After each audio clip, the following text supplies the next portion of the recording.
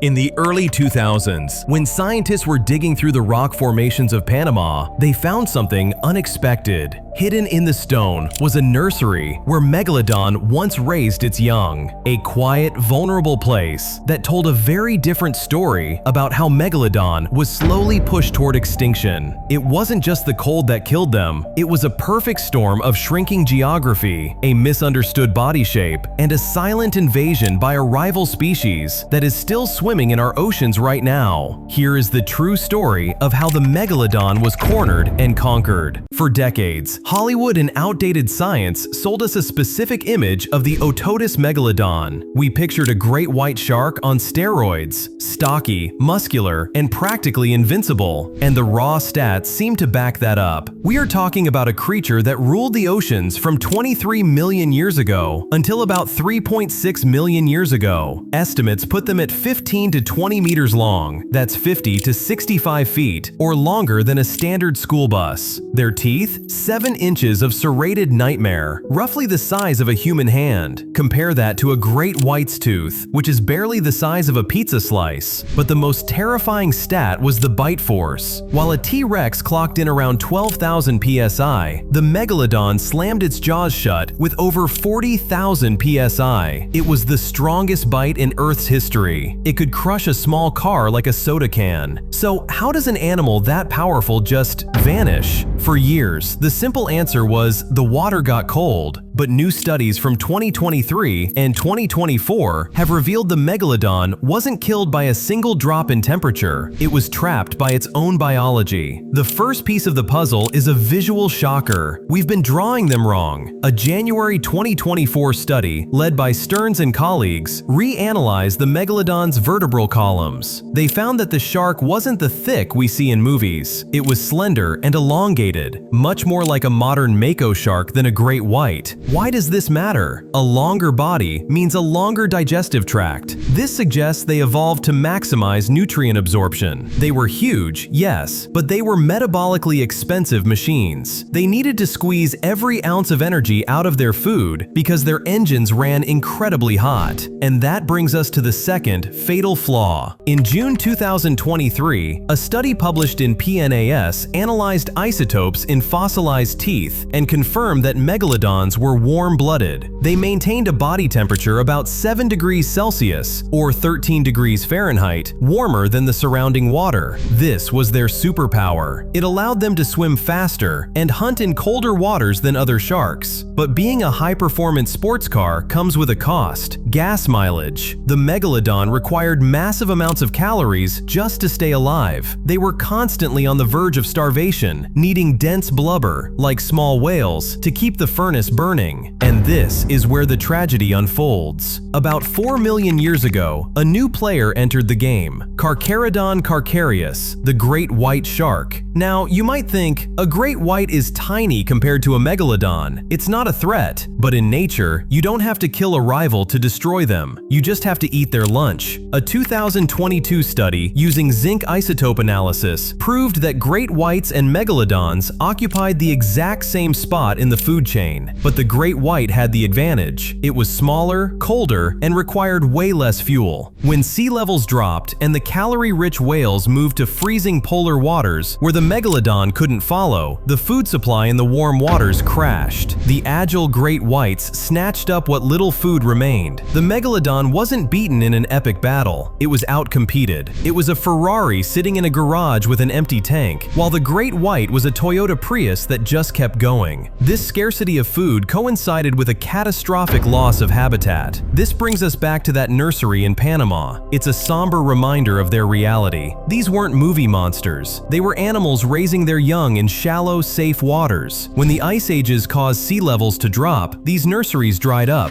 The habitat vanished. The triple threat was complete: the loss of safe nurseries, a body that required too much food, and a rival that ate everything in sight. The Megalodon didn't go out with a bang. It went out with a whimper, a starving giant, lonely and hungry, fading into the fossil record 3.6 million years ago, leaving the ocean to its smaller, scrappier cousin. Thanks for watching.